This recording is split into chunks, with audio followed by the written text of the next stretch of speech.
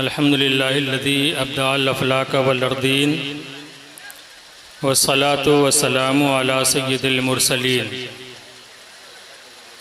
व अला आलिहि व अस्हाबिहि अजमाईन अम्मा बाद फ़अऊज़ु बिल्लाहि मिनश शैतानिर रजीम बिस्मिल्लाहिर रहमानिर रहीम क़ुल ला अस्अलुकुम अलैहि अजरन इल्लल मवद्दत फ़िल क़ुरबा सदक़ल्लाहु मौलाना अज़ीम व सदक़ रसूलुहुन नबियुल अमीनुल करीम व नहनु अला ज़ालिका लमिनश शाहिदीन वश्शाकिरीन वल्हम्दुलिल्लाहि रब्बिल आलमीन। आइए हम और आप मिलकर हुसूल बरकत के लिए सारी कायनात के आका मौला हुजूर नबी रहमत सरापा खैर व बरकत सल्लल्लाहु ताला अलैहि वसल्लम की बारगाह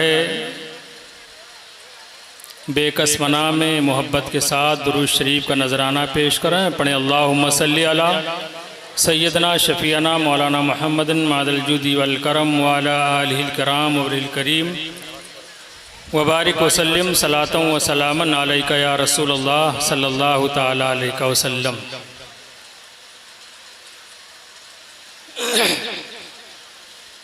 हज़रात, ये हमारी और आपकी हम सब की मुश्तरका खुशनसीबी है कि परवरदिगारे आलम ने क़ादिर मुतलक ने हमें और आपको एक ऐसी महफ़िल में जो खालिस दीनी महफ़िल है, अल्लाह रब्बुल इज़्ज़त ने हमें और आपको यकजा कर दिया है।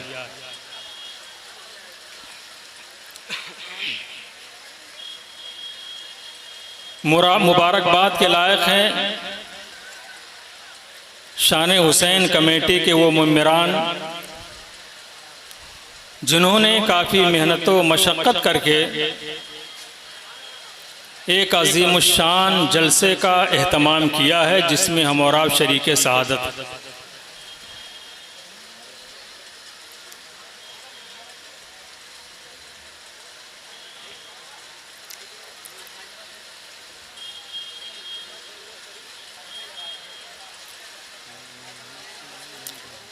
एक मरतबा दुरूद पाक पढ़ें। अल्लाहुम्मा सल्ली अला सय्यदना शफ़ीअना मौलाना मुहम्मद व आलिहि व अस्हाबी बारिक वसल्लम सलातों व सलामन अलैका या रसूलुल्लाह सल्लल्लाहु ताला अलैहि वसल्लम। क्या बात रज़ा उस चमनिस्ताने करम की, क्या बात रज़ा उस चमनिस्ताने करम की, ज़हरा है कली जिसमें हुसैन और हसन फूल।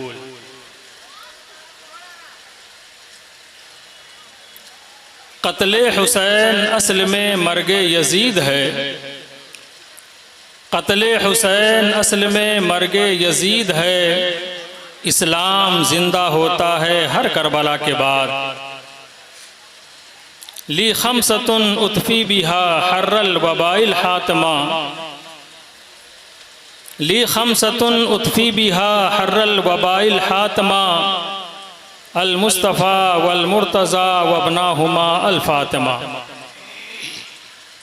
हज़रात,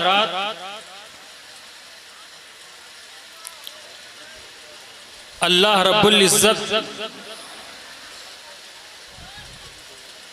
जिस इंसान पर करम करना चाहता है, जिस पर फ़ज़ले ख़ास, जिसे फ़ज़ले ख़ास का मुस्तहिक़ बनाना चाहता है, परवरदिगारे आलम उसे अपने दीने मतीन की खिदमत और उसकी नशरो इशायत के लिए मुंतखब फरमा लेता है।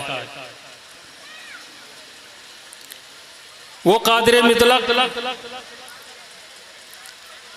कि आप गौर करो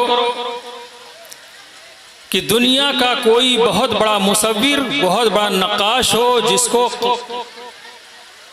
अपनी नक्काशी और अपनी मुसव्विरी पर नाज हो, लेकिन वो शख्स, वो माहिर इंसान भी अगर पानी पर किसी की तस्वीर बनाना चाहे, पानी पर किसी का नक्श अगर बनाना चाहे, तो वो माहिर नक्काश किसी शख्स की पानी पर तस्वीर नहीं बना सकता है। नुक्ता रखेगा, वो नुक्ता पानी में फैल जाएगा, लकीर खींचेगा, वो लकीर फैल जाएगी, लेकिन किसी शख्स की वो तस्वीर नहीं बना सकता। लेकिन वो कादिर मुतलक परवरदिगार आलम शिकमे मादर में पानी के एक कतरे से सिर्फ तस्वीर ही नहीं बनाता है, एक खूबसूरत इंसान पैदा फरमाता है, एक खूबसूरत इंसान बनाता है। इंसान अगर अपने वजूद के बारे में गौर करे तो इंसान का ये वजूद अल्लाह की बेशुमार नेमतों का मजमुआ है।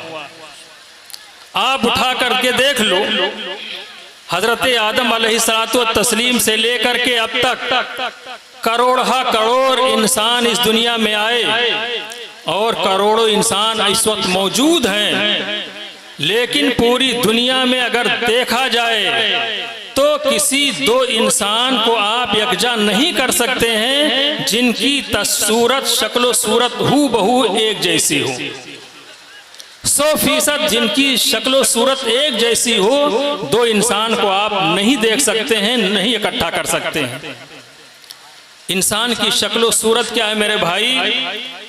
एक माँ के पेट से दो जुड़वा बच्चे पैदा होते हैं, वो बहुत हद तक एक दूसरे के मिसल होते हैं, उनकी शक्लो सूरत बहुत हद तक एक दूसरे से मिलती है, लेकिन 100% उनकी भी सूरत नहीं मिलती है। उन दो भाइयों के दरमियान भी कुछ ना कुछ फर्क जरूर होता है।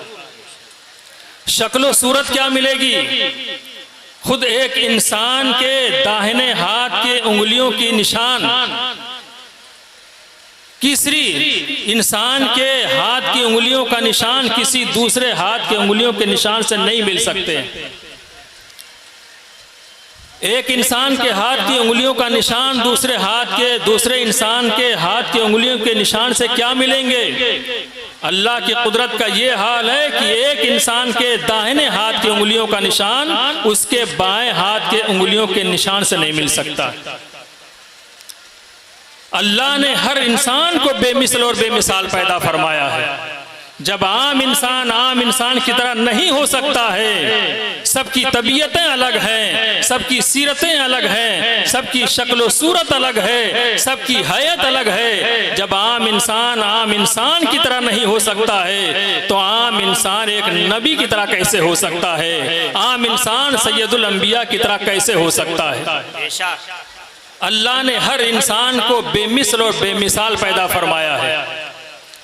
इंसान अपने वजूद के बारे में गौर करे तो इंसान का वजूद बेशुमार नेमतों का मजमुआ है, और अल्लाह ने इस इंसान के लिए बेशुमार नेमतें खारिजी तौर पर पैदा फरमाई है, इंसान के नफा के लिए, इंसान के फायदे के लिए। आप जरा गौर करो, कुरान फरमाता है इन्ना लकुम फिल अनआम लइब्रा नुस्कीकुम मिम्मा फी बुतूनिही मिम बैने फरसिन वदमिन लबनन खालिसन साइगन लिशारिबीन। अल्लाह फरमाता है लोगो, ऐ मेरे बंदो, मेरी नेमतों को याद करो, मेरी कुदरत के कमालात को देखो कि ये जो तुम दूध पीते हो, ये दूध कहां से निकलता है? अल्लाह फरमाता है तुम्हारे लिए चौपायों में जानवरों में इबरत है। ये जानवर जिनसे दूध तुम पीते हो, अल्लाह फरमाता है हम तुम्हें उनके पेट से दूध निकाल करके पीने के लिए देते हैं। ये दूध कहां से निकालते हैं? जानवर के पेट से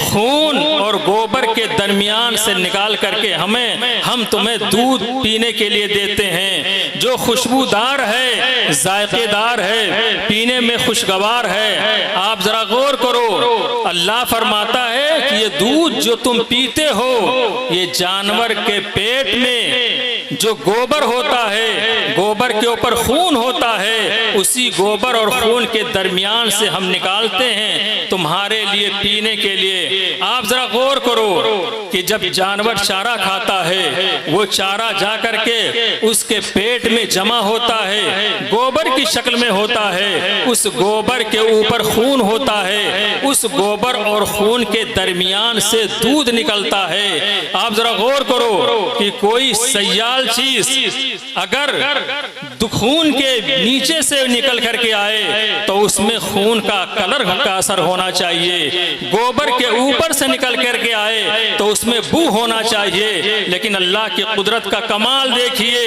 कि गोबर और खून के बीच से अल्लाह ताला फरमाता है हम तुम्हें दूध पीने के लिए जानवर के पेट से ये दूध निकाल करके तुमको पीने के लिए अता करते हैं, जिस दूध में न खून के कलर का कोई असर होता है, न गोबर के बू का असर होता है। ये किसका कमाल है? ये हमारे परवरदिगारे आलम का कमाल है। न चारे का कोई कमाल है, न हमारी मेहनतों मशक्कत का कोई कमाल है, न इन जानवरों का कोई कमाल है। ये कमाल है तो सिर्फ हमारे परवरदिगारे आलम की कुदरत का कमाल है। अब जरा गौर करो, हजरत सैयदना इमाम शाफई रहमतुल्लाह तआला एक बार शहतूत के पेड़ के नीचे आराम फरमा रहे थे। इमाम शाफई रहमतुल्लाह अलैह शहतूत के पेड़ के नीचे हैं। एक दहरी आता है और कहता है इमाम शाफई, दहरिया उसे कहते हैं जो खुदा के वजूद का मुनकिर हो, अल्लाह के वजूद का इनकार करे, अल्लाह के वजूद को ना माने। वो कहा अगर अल्लाह मौजूद है तो आपके पास दलील क्या है? इमाम शाफई रहमतुल्लाह अलैह उसको समझाते हैं, इरशाद फरमाते हैं ये जो पेड़ है जिसके छांव में हम बैठे हुए हैं, ये पेड़ उसके पत्ते यही अल्लाह के वजूद की बहुत बड़ी दलील है। तुम गौर तो करो, ये शहतूत के पत्ते इसको जब बकरी खाती है तो ये शहतूत के पत्ते बकरी के पेट में जाकर के ये शहद, ये दूध में तब्दील हो जाते हैं। इन्हीं दरख्त के यही शहतूत के पत्तों को जब शहद की मक्खियां चाटती हैं तो ये शहतूत के पत्ते शहद की मक्खियों के पेट में जाकर के शहद में तब्दील हो जाती है। और इसी पत्तों को जब रेशम के कीड़े चाटते हैं तो उनके पेट में ये पत्तियां जाकर के रेशम में तब्दील हो जाती हैं। आप जरा गौर करो, ये पत्तियां जब शहद की मक्खियां चाटती हैं तो उनके पेट में जाकर दूध में क्यों नहीं तब्दील होती है? उनके पेट में जाकर के रेशम में तब्दील क्यों नहीं होती है? बकरियां चर खाती हैं तो उनके पेट में जाकर के शहद में क्यों तब्दील नहीं होती है? दूध ही में तब्दील क्यों होती है? पता चला कि न शहतूत के पेड़ का कमाल है, न बकरी का कमाल है, न शहद की मक्खियों का कोई कमाल है। ये अल्लाह मेरे परवरदिगारे आलम के कुदरत का कमाल है कि यही शहद की मक्खी जब इसे चाटती है तो अल्लाह ताला उसके पेट में शहद में तब्दील फरमा देता है। और जब ये बकरी खाती है तो उसके पेट में ये पत्ती जाकर जाती है तो परवरदिगारे आलम उसको दूध में तब्दील फरमा देता है। और जब ये कीड़े चाटते हैं तो इन कीड़ों के पेट में जाकर के रेशम में तब्दील हो जाती है। ये हमारे रब्बे कायनात की कुदरत का कमाल है। पता क्या चला?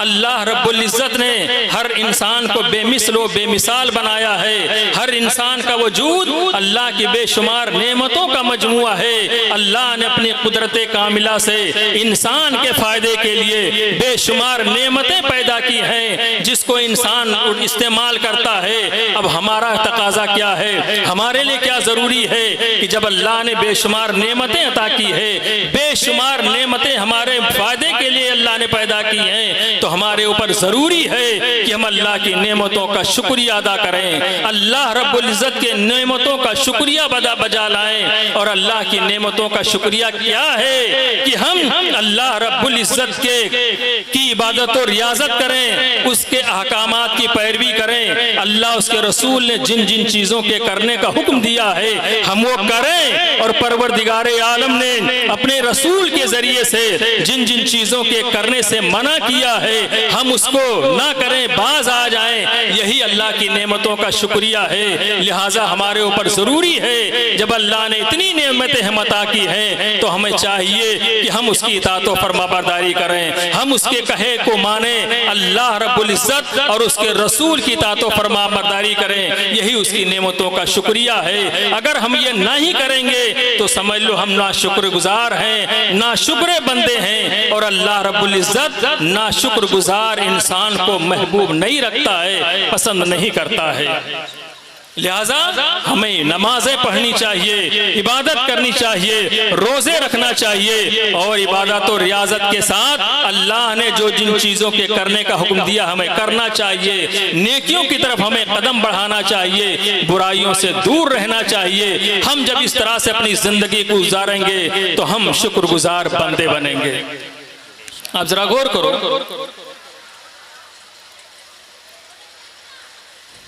कि ईमान के बाद सारे अमाल में सबसे अफजल अमल कोई चीज़ है तो नमाज। लेकिन सबसे अफजल अमल नमाज होने के साथ साथ सबसे ज़्यादा अगर काहली हमसे और आपसे होती है तो नमाजी से होती है। जबकि कुरान में, हदीस में अल्लाह उसके रसूल ने जगह जगह इंसानों से, मुसलमानों से नमाज की पाबंदी का मुतालबा किया। ये अल्लाह का एहसान है कि हमारे दरमियान नमाजी बंदे मौजूद हैं जिनके सदक़े में बेनमाजियों से अजाब उठा दिया जाता है। ये अल्लाह का एहसान है, उसका करम है। क्योंकि एक हदीस में आपको बताता चलूं, सैयदी सरकार आला हजरत इमाम अहमद रजा खां फाजिल बरेलवी रदी अल्लाह तआला अन्हु, ये जो दुरूद ताज में सैयद कायनात सल्लल्लाहु तआला अलैहि वसल्लम के ताल्लुक से है, सैयद कायनात सल्लल्लाहु अलैहि वसल्लम के ताल्लुक से है, दाफिउल बला, दाफिउल मर्ज, दाफिउल अलम कि हुजूर मुसीबतों को दफा फरमाते हैं, मुसीबतों को दूर करते हैं, बीमारियों को दूर फरमाते हैं। सरकार आला हजरत से पूछा गया कि दाफिउल बला तो अल्लाह रब्बुल इज़्ज़त है, दाफिउल बला, दाफिउल मर्ज, दाफिउल कहत क्या सरकार के लिए इस्तेमाल करना सही है? तो आला हजरत फाजिल बरेलवी रदी अल्लाह तआला अन्हु ने इस पर कलम उठाया और अल अमनो वल उला लिनायतिल मुस्तफ़ा बिदाफिल बला एक किताब तहरीर फरमाई, जिसमें सैयदी सरकार आला हजरत ने तकरीबन 60 आयतों से और 300 से ज़्यादा अहादीस करीमा से और बेशुमार अक़वाल उलमा से साबित किया कि हुजूर नबी पाक सल्लल्लाहु तआला अलैहि वसल्लम दाफिउल बला हैं, दाफिउल मर्ज हैं, दाफिउल कहत हैं, हुजूर दफ़े बला के सबब हैं। उसी अल अमनो वल उला में सैयदी सरकार आला हजरत ने एक हदीस तहरीर फरमाया है, ये हदीस कुदसी है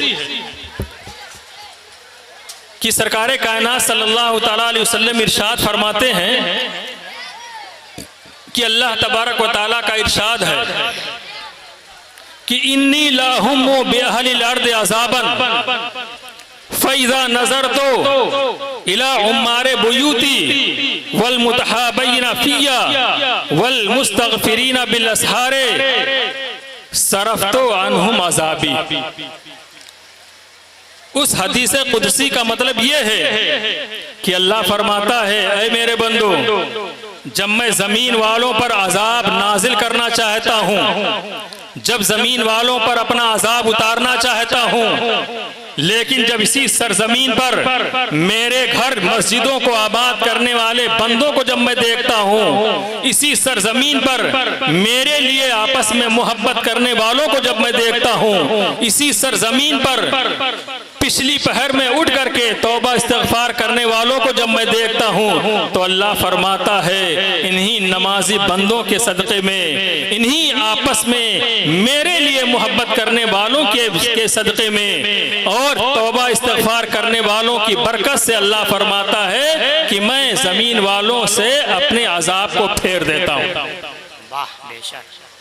मतलब क्या हुआ कि जब अल्लाह बेनमाजियों पर अजाब नाजिल करना चाहता है, आपस में बुग़्ज़ व इनाद करने वालों पर अजाब उतारना चाहता है, पूरी पूरी रात फज्र की नमाज में न उठने वालों पर जब अजाब नाजिल करना चाहता है तो अल्लाह फरमाता है कि मैं इन्हीं नमाजी बंदों की वजह से, इन्हीं तौबा इस्तिग़फ़ार करने वाले बंदों की वजह से, मेरे लिए आपस में मोहब्बत करने वालों के सदक़े में अल्लाह फरमाता है मैं अब ज़मीन वालों से अपने अज़ाब को फेर देता हूँ। गोया कि आज जो बेनमाजी बंदे, आपस में बुग़्ज़ व इनाद रखने वाले लोग, पूरी पूरी रात फज्र में ना उठने वाले लोग जो अज़ाब से महफूज हैं, वो इन्हीं नमाजी बंदों की बरकत से महफूज हैं। ये अल्लाह के लिए आपस में मोहब्बत करने वाले बंदों की वजह से महफूज हैं, ये तौबा इस्तिग़फ़ार करने वालों की वजह से महफूज हैं। इसलिए मुझे अर्ज़ ये करना है मेरे भाई, अल्लाह उसके रसूल की इताअत व फरमाबरदारी हमें आपको करना चाहिए, तभी जाकर के हम अल्लाह के अजाब से महफूज रह सकते हैं। अगर नहीं महफूज हैं या अगर किसी की बरकत से महफूज रह गए, लेकिन यहाँ से जाने के बाद कब्र में अगर हमने नमाजें नहीं पढ़ी है, रोजे नहीं रखे हैं, अच्छे अमाल नहीं किए हैं, तो हमारा कोई पुरसाने हाल नहीं होगा, हश्र में कोई पुरसाने हाल नहीं होगा। अगर कोई चीजें काम आने वाली हैं तो अल्लाह की यही इबादत और रियाजत काम आने वाली है। इसलिए अर्ज ये करना मेरे भाई कि हम और आप शान हुसैन कॉन्फ्रेंस में आए हैं तो हम एक पैगाम लेकर के जाएं, उलमा के बयान को सुने और अपनी जिंदगी में ढालने की कोशिश करें और अपनी जिंदगी में इनकलाब लाने की कोशिश करें और हम ऐसी जिंदगी गुजारें कि अल्लाह उसके रसूल दुनिया से जाने के बाद हमसे राजी रहें, दुनिया से जाने के बाद अल्लाह उसके रसूल खुश रहें और जहां से जाने के बाद कब्र में ये हमारी इबादत और रियाज़ें काम आए। अगर इस तरह से हमने जिंदगी गुजारी है तो इंशाअल्लाह हमारी दुनियावी जिंदगी भी कामयाब है और इंशाअल्लाह उखरवी जिंदगी भी कामयाब है।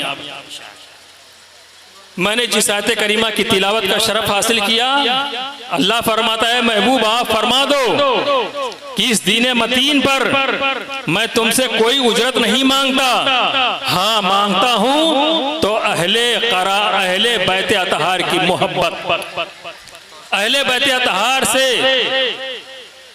मोहब्बत का मैं तुमसे सवाल करता हूं कि मेरे अहले बैत अतहार से तुम मोहब्बत करो। अहले बैत अतहार से मोहब्बत क्या है मेरे भाई? अहले बैत अतहार से मोहब्बत सिर्फ मुहर्रम के महीने में नारा लगा देने का नाम नहीं है। अहले बैत अतहार से मोहब्बत मुहर्रम के महीने में खिचड़ा पकाकर खा लेना या बांट देने का नाम नहीं है। अहले बैत अतहार से मोहब्बत यह है कि हम वो चीजें करें, अहले बैत अतहार जिस चीज को किया करते थे, अहले बैत अतहार कैसी जिंदगी गुजारते थे, हम उस तरह से जिंदगी गुजारने की कोशिश करें तो समझ लो हम अहले बैत अतहार के मुहिब हैं। आप जरा गौर करो, हुजूर नबी पाक सल्लल्लाहु तआला अलैहि वसल्लम हैं, 1400 सहाबा को लेकर के उम्रा के इरादे से मदीने तैयबा से निकले और जब सरकारे कायनात सल्लल्लाहु तआला अलैहि वसल्लम सहाबा के साथ मक्का के करीब पहुंचे,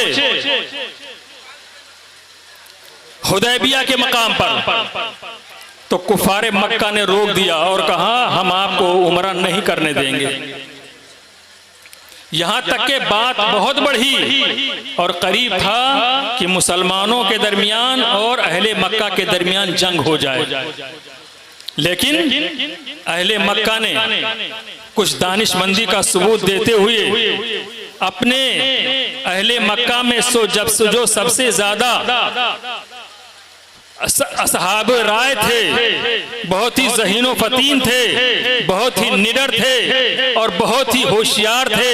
वो उस वक्त ईमान नहीं लाए थे। औरवा बिन मसूद सक़फ़ी उनको अपना नुमाइंदा बनाया और नुमाइंदा बना करके भेजा और कहा, ए औरवा बिन मसूद सक़फ़ी, हमें आपके ऊपर भरोसा है, आप जाइए मोहम्मद अरबी से बात कीजिए, सहाबा से गुफ्तगू कीजिए, क्योंकि मैंने देखा है कि आप किसरा के बाद दरबार में, कैसर के दरबार में, नजाशी के दरबार में जाकर के उन बादशाहों की आंखों में आंखें डाल करके आपने गुफ्तगू की है और आपने बेबाकाना अंदाज में अपनी बात को रखा है। मुझे आपके ऊपर भरोसा है, आपने अगर मुसलमानों से गुफ्तगू किया, बात किया, और अगर आप बात करने के बाद जंग के लिए कहेंगे तो हम जंग भी करेंगे, और अगर सुलह करेंगे तो हम सुलह के लिए राजी हैं। हजरत औरवा बिन मसूद सक़फ़ी नबी करीम से बात करने के लिए हुदैबिया के मकाम पर तशरीफ लाए। उन्होंने जो देखा, अल्लाह अकबर, चंद दिनों तक रह करके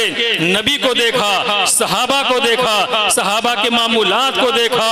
उसके बाद उन्होंने आकर के जो अहले मक्का को बताया, अहले मक्का, मुसलमानों से जंग करना आसान नहीं है, क्योंकि मैंने देखा है कि सहाबा मोहम्मद अरबी के मानने वाले, मोहम्मद अरबी जो उनके कायद व पेशवा हैं, जब वो थूकते थे तो थूक को सहाबा जमीन पर नहीं गिरने देते थे और अपने हाथ पर लेकर के अपने चेहरे पर मल लिया करते थे। नबी करीम सल्लल्लाहु तआला अलैहि वसल्लम जब वजू फरमाते थे तो वजू का पानी सहाबा गिरने नहीं देते थे। उस पानी को लेकर के कोई अपने सर पर मल रहा है, कोई अपने चेहरे पर मल रहा है, कोई अपने सीने पर मल रहा है। और मैंने देखा है अहले मक्का कि जब मोहम्मद अरबी अपना बाल बनवाते थे तो बाल का एक हिस्सा जमीन पर नहीं गिरने देते थे, उसको लेकर के कोई अपने रुमाल में गिरह दे रहा है, कोई शीशी में रख रहा है, कोई अपनी टोपी में सिल रहा है। हुसूल बरकत के लिए मुझे कहना यह है, जिन सहाबा को मैंने देखा है, जिन मुसलमानों को मैंने देखा है अपने नबी की ताज़ीम व तौक़ीर करते हुए, अपने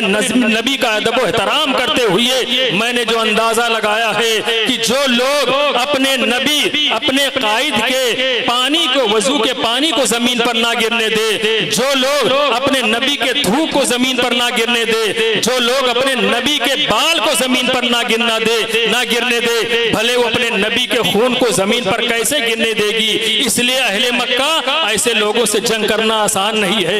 बेहतर यही है कि तुम जो है उनसे सुलह कर लो, उनसे जो है मशवरा करके उनकी बातों को मान लो और जंग ना करो, क्योंकि जंग नहीं कर सकते।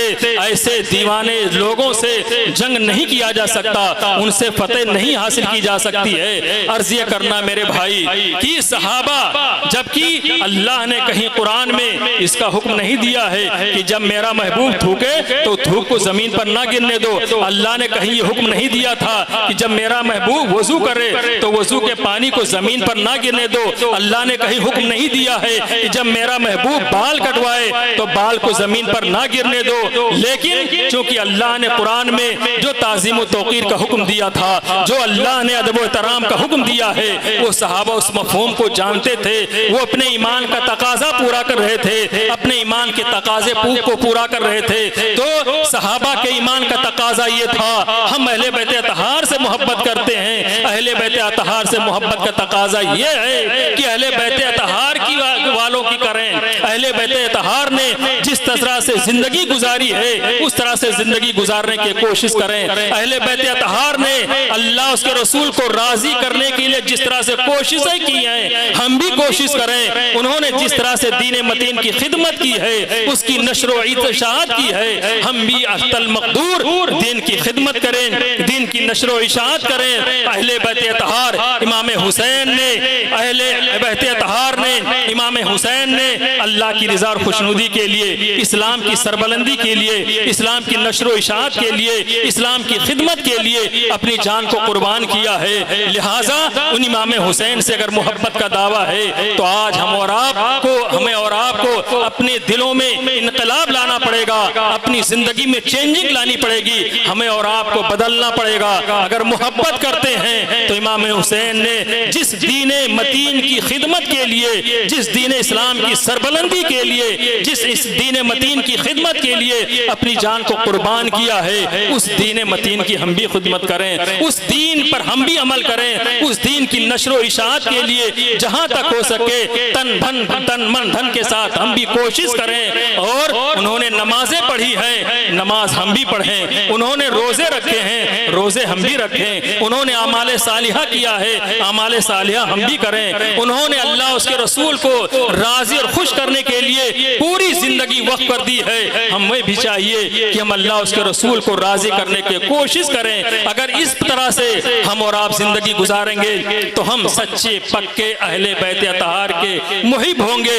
उनसे मोहब्बत करने वाले होंगे, उनकी इताअत करने वाले होंगे, उनकी से अकीदत रखने वाले होंगे। अगर नमाज से हमें कोई फिक्र, नमाज की कोई फिक्र अगर ना हो, अच्छे अमाल की कोई फिक्र ना हो, दीन की कोई फिक्र ना हो, दीनी तालीम से ना हमारा कोई वास्ता हो, ना हम अपने बच्चों को दीनी तालीम की तरफ राग़िब करें, तो समझ लो ये हमारी मोहब्बत अहले बैत अतहार के साथ हकीकत में नहीं है, सिर्फ दावा है। अर्ज़ ये करना है, अल्लाह ताला कुरान में इरशाद फरमाता है, ऐ महबूब तुम फरमा दो कि इस दीन मतीन के लिए मैं तुमसे कोई उजरत नहीं मांगता, हाँ अहले बैत अतहार की मोहब्बत का सवाल करता हूँ, तुम अहले बैत अतहार से मोहब्बत करो। जिन अहले बैत अतहार से मोहब्बत करने पर अल्लाह के रसूल सल्लल्लाहु ताला अलैहि वसल्लम ने जन्नत में अपने साथ अपनी मायत का वादा किया है। जिसने मुझसे मोहब्बत किया, जिसने मेरे जिसने इमाम हसन इमाम हुसैन से मोहब्बत किया, जिसने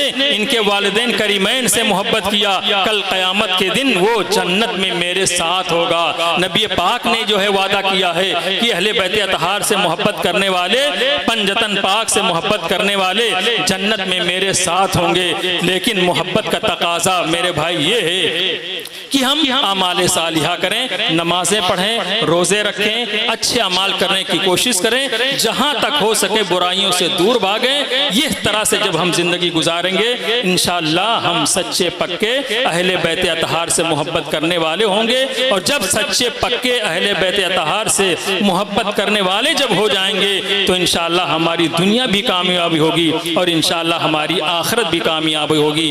परवरदिगार आलम की बारगाह में दुआ है कि जब तक दुनिया में रखे अल्लाह ईमान के साथ रखे, दुनिया से उठाए तो ईमान पर खात्मा बिल खैर फरमाए। व आखिर दावाना अल्हम्दुलिल्लाहि रब्बिल आलमीन। अस्सलामु अलैकुम।